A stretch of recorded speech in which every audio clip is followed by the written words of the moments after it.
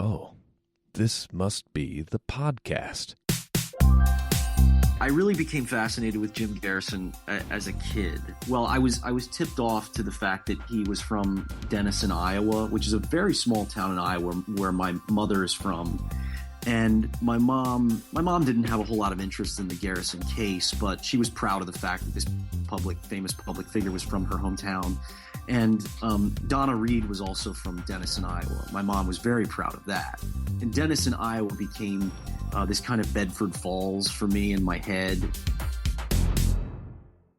Hello, everybody. I was very excited to talk with my guest today, and the conversation did not disappoint. My name is Jeremiah Miller. I live in Lancaster, Pennsylvania. I was born here.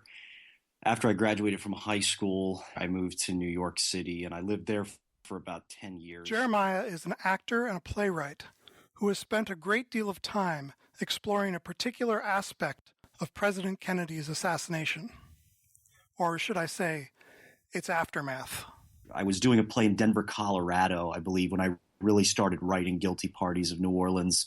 And I ended up, going back to school and studying communications, and I got very interested in the Kennedy assassination during my studies. Before we get too deeply into that story, let's jump to the first play that Jeremiah completed. When I was in college and struggling with guilty parties and just sort of not knowing what I was writing about, I knew I was fascinated with the Kennedy assassination. But I also I wrote a full-length play that just flowed out of me in 3 months. I mean, and compare that to the 11 years that I was working on Guilty Parties. Wow. But I wrote this play called The To and Fro, and like the Guilty Parties, it's based on true events. It's based on a time in William Shakespeare's life when he lived in a wig shop in London, and he was embroiled in a court case in which this wig maker with whom he lived was suing his apprentice, and William Shakespeare was subpoenaed and called to testify because William Shakespeare had been asked to woo this young apprentice into marrying the wig maker's daughter. It makes perfect sense that Shakespeare would have been asked to do that. He was a poet. He was sort of a pander of love. And Shakespeare did this. In the process, a dowry was promised, and the dowry was never paid. So I think I got the story wrong initially. It was the apprentice who was suing the wig maker because he had never received this dowry. And in my head, I just saw this wonderful farce, kind of Shakespearean farce. And I think it's a good play. It works really well. I think what it has in common with Guilty Parties is, even though The To and Fro doesn't deal with conspiracy theory per se, I felt like this episode in Shakespeare's life was one of those, pieces of evidence that people ignore. It was a piece of evidence that shows beyond any doubt that the playwright who lived in London was also the man from Stratford-upon-Avon, who a lot of people say was just a country bumpkin who never could have written those plays. Right. This is one of those pieces of evidence.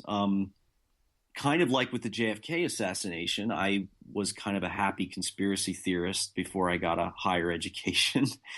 And I read a book called Who Wrote Shakespeare? About the authorship controversy, and it was claiming that Shakespeare did not write his plays and that there was another author.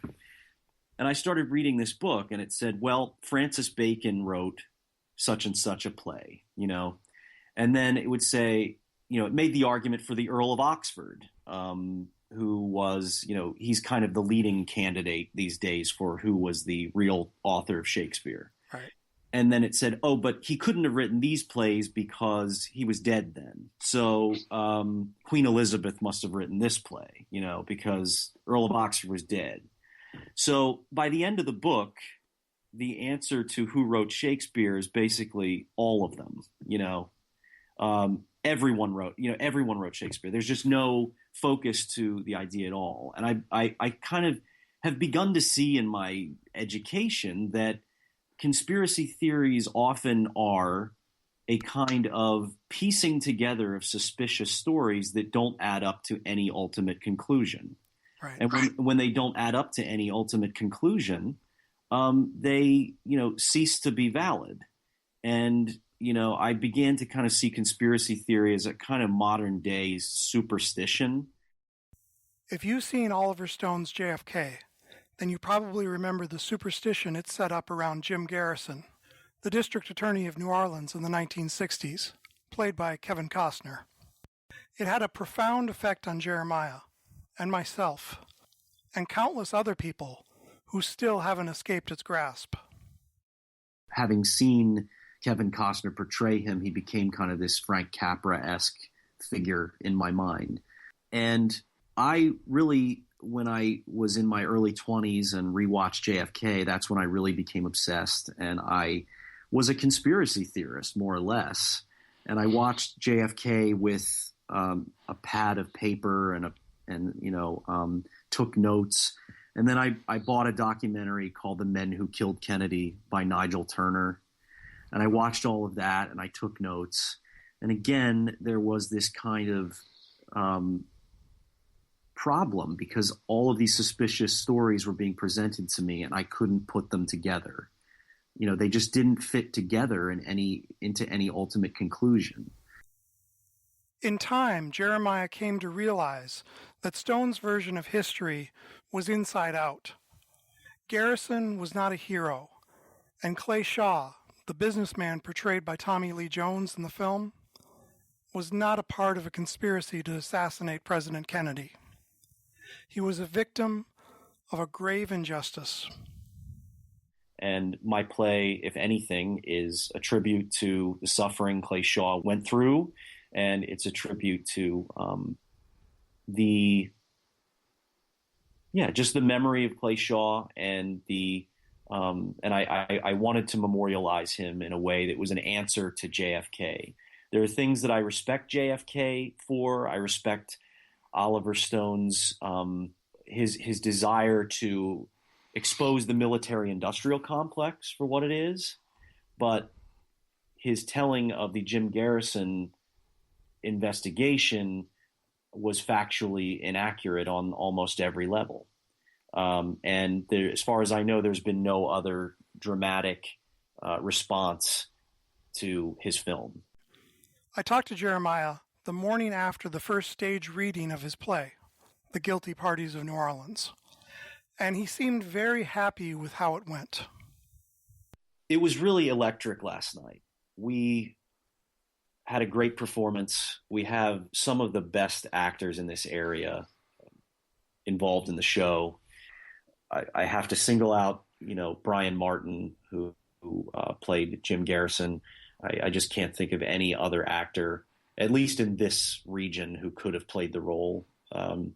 John Ryder, who played Clay Shaw, was just so impassioned, invoked so much sympathy for the persecution that he faced.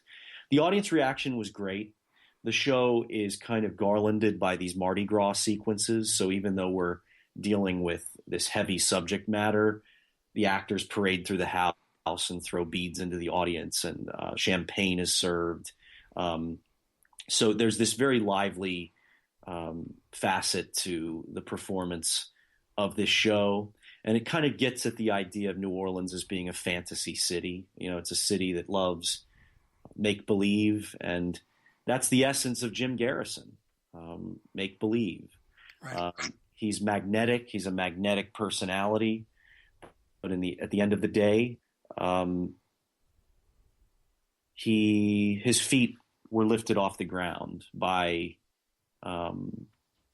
too much of a preoccupation with fantasy, and he was not grounded in facts, which any espousal of the truth must be. Right. The audience had very good reactions. We had a talkback. I know that a lot of people who were interested in coming to see the show were probably conspiracy theorists. I know that some of them told me that their eyes were opened somewhat. The play does not deal too much with my personal views of the assassination.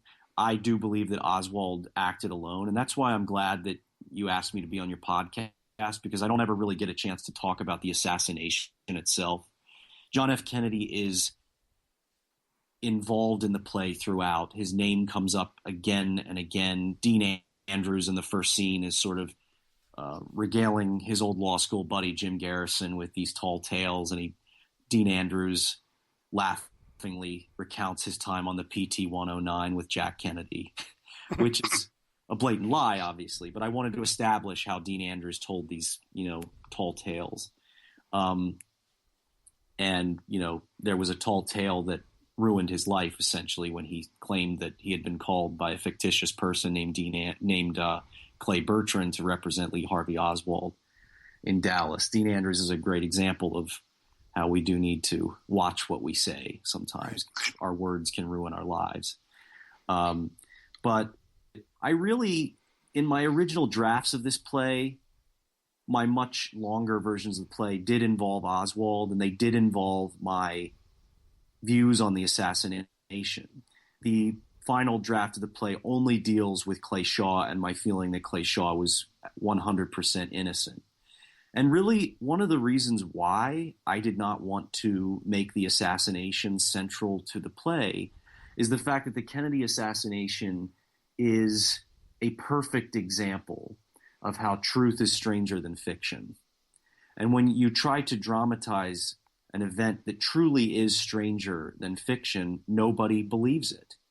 And that's why, to this day, 54 years later, when you tell people that there was no conspiracy to kill John F. Kennedy, it's like speaking blasphemy. Because the truth, it really, in the case of the Kennedy assassination, all of the facts point to a truth that really just doesn't gel with the way we like to see things. It doesn't gel with what makes us feel comfortable. It goes back to, again, theology, the biblical idea of martyrdom. When somebody is martyred, when a progressive leader is martyred, we have to feel as a society that we did it. We as a society killed this person. And the only way to make that work in our minds is to believe in a conspiracy. To suggest that it was one individual like Lee Harvey Oswald goes against just foundational principles that are ingrained in us. And just the events of that weekend, were just so strange. To me, the Rosetta Stone of the Kennedy assassination is the fact that Oswald had already committed himself to being a political assassin. Oswald gets lost in the conspiracy theories. We forget who Oswald was. We get too caught up in motives as to why he might have done what he did. Sometimes people just do rotten things, The JFK film never even brings up his attempt on General Walker, which I think is a pretty major piece of the puzzle. Right.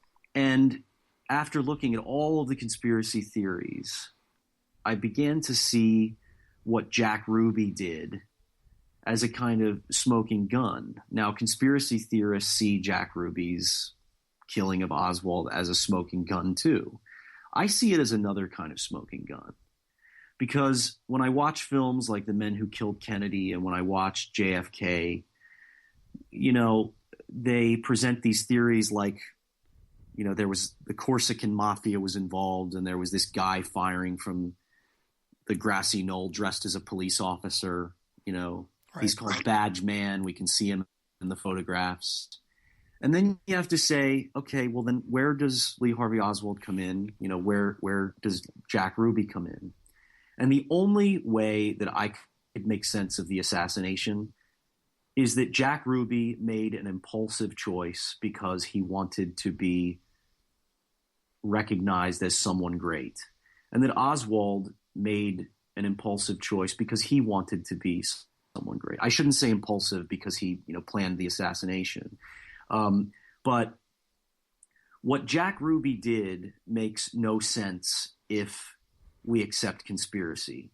Because if Oswald was a patsy, the very definition of a patsy is that it's someone who was innocent, who really had nothing to do with the assassination and was meant to be caught.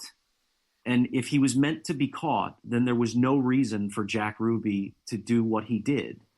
And if Jack Ruby's job was to take Oswald out before he could talk, what would be the point of that if Oswald didn't have anything to say, if Oswald wasn't involved in the conspiracy? And if Oswald was supposed to take the fall, what would the point of Jack Ruby taking him out be? And why on earth would Jack Ruby do that as part of a systemized conspiracy? It would be better for Jack Ruby to kill himself than to do that, because Jack Ruby must have known that if he's going to publicly assassinate someone on television, that he's going to go to jail for the rest of his life. There's not going to be any other. There aren't going to be any other conspiracies there. Conspiracists. I'm sorry. There aren't going to be any other members of this conspiracy there to whisk him away to safety. He's publicly killing Oswald, and he's going to go to jail for the rest of his life, or get the death penalty, as he eventually did get. What Jack Ruby did makes no sense unless you see it as an impulsive move. And I think that we get too caught up in Oswald's motives. And I think conspiracy theories in general try to mask over uncomfortable realities that people don't want to face.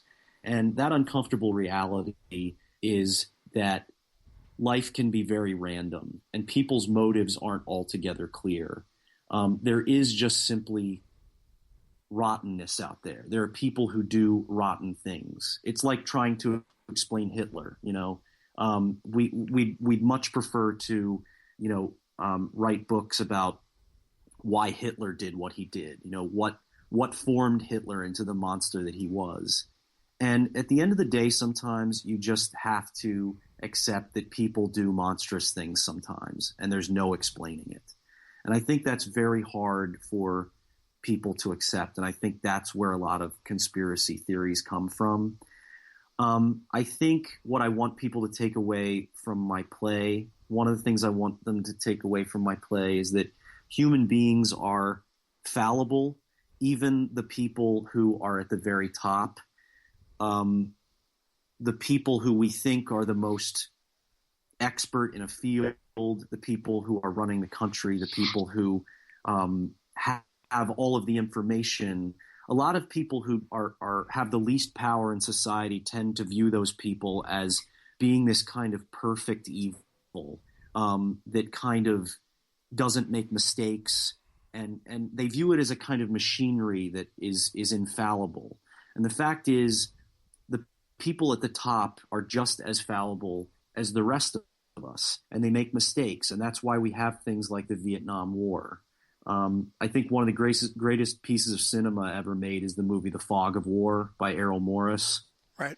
That showcases Robert McNamara, who was the Secretary of Defense, because it shows that the people at the top who know the most, who are the most educated, do things that are irrational. And John F. Kennedy and Fidel Castro and people at the very top, rational people. I don't know enough about Fidel Castro to say that he was rational, so maybe I shouldn't say that. But the most rational people, the most educated people, get the world into a mess. They bring us to the brink of nuclear war. And it's very easy for us to get caught up in the idea that there's this cabal of evil people behind the curtain, and it's a kind of perfect machinery that doesn't make mistakes. I think it's much more valuable to see the people who are running the world as just being as mistaken as the rest of us. I think another thing that I want people to take away from my play specifically is that the truth is not something that we can have total access to. There's always an element of mystery to the truth, but we have to stay grounded in the facts. If we allow our fact-finding to be governed by what we want to be true, then we're not really investigating. And that's what Jim Garrison did. He allowed what he wanted to be the truth to guide his fact-finding. And he came up with many suspicious stories that added up to nothing. One particularly troubling aspect of Garrison's investigation and Stone's film is the way homophobia is used to help paint Clay Shaw as guilty. I think that what I captured in the play was the general sense of what it was like to be a homosexual in 1967, before Stonewall. It was a time before people started identifying as being homosexual. Before this time in history, most of homosexuality was just sort of an experience that people had. It wasn't really an option. After the 1960s, particularly in 1968, I think, and 1969 with the Stonewall uprising, homosexuality became something that people started identifying as. It became a movement. And it became a movement because of the persecution. Prior to Stonewall, I believe it was prior to Stonewall, and interestingly, very shortly after the Clay Shaw trial, there was another huge event in the history of the gay movement in New Orleans when a gay bar called the Upstairs Lounge, which I mention in the play, was set on fire, and many customers at this gay bar were killed. It was a gruesome scene. Just the carnage that was left in the aftermath of this horrible act was just so gruesome, and the reports about it, apparently, people were like melted onto bar stools. I mean, it was just an awful event. And it came up a lot recently after the Orlando shooting. There were some articles about it. But I wanted to get at the kind of general homophobia of the time. I don't know that Garrison was any more homophobic than other people, other public prosecutors of the time. I think that Garrison would have actually seen himself as being very tolerant. I think he liked to see himself as being a very tolerant person. However, he had an authoritarian streak in him, and he, although he would have seen himself as being very progressive, homosexuality was still seen as something that was very dirty. It was illegal. And Jim Garrison speaks about homosexuals in a very patronizing way in his book. I don't have it in front of me, but I could give you, examples. And so I don't think that I don't want to point Garrison out as being, a homophobe, because I don't think he was any more homophobic than most people of that time. Right. There's a very interesting television program that aired about a week after Clay Shaw was arrested, and it's called The Homosexuals, and it gives you a perfect illustration of the climate that my play takes place in. Over the years, it's become very controversial. It's a very interesting piece to watch, and I encourage anyone who's interested in my play or just interested in the history of the gay movement to watch. It was released in 1967 in March, and it's just very interesting to hear the way psychiatrists speak about homosexuals as a sickness. Right. Homosexuals are being interviewed in this program. Their faces are disguised with lighting. The cameras go into gay bars, and you just see all of these dark figures. You can't see any of their faces because the lighting is so dim. And it was really this very underground culture. Gore Vidal is interviewed in this program kind of as one of the few voices defending homosexuals. Interestingly, Gore Vidal does not come out as homosexual, which he, obviously did later in life, I believe. Right. But he's one of these sort of public intellectuals who's interviewed, and he's one of the few people defending homosexuals in this program. But I became very interested in how Garrison's main suspects were the CIA and homosexuals.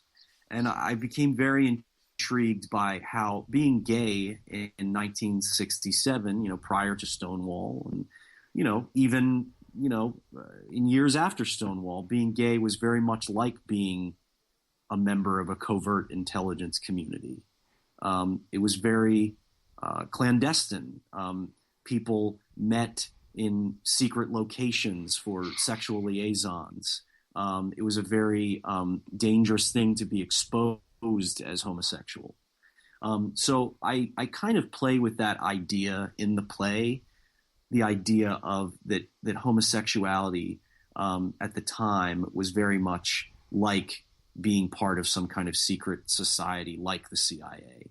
And that Garrison kind of conflated the two, and his paranoia of the government was very much linked to his paranoia of homosexuals. I think Stone would see himself as very progressive, very pro-gay rights. I think we've come a long way since the mid-'90s and the early 90s in terms of representing minority groups as human beings and not as buffoons. I think homosexuals are very much represented as buffoons in JFK. I don't know that I would necessarily fault Oliver Stone in terms of his portrayal of what I fault Oliver Stone for is taking everything that Jim Garrison said as gospel.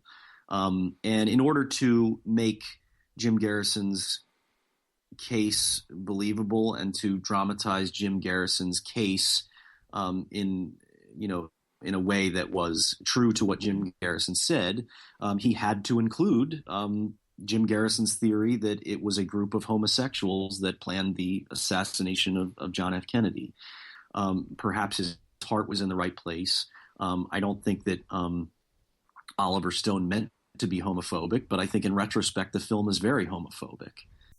If you've listened to the third episode of This Must Be the Podcast, you've heard my talk with former conspiracy theorist and JFK assassination expert Dave Reitz. Dave is well regarded for his list of 100 problems with Oliver Stone's film. Just Google the JFK 100 and you'll find it. I wasn't surprised to learn that Dave was a great help to Jeremiah's work. I had been using Dave's website for about 10 years. I discovered it, I think, when I was out in Denver, Colorado, and I was sort of first putting pen to paper. This was in about 2008. And Facebook's been great because you're able to connect with people who are like-minded. I connected with you on Facebook.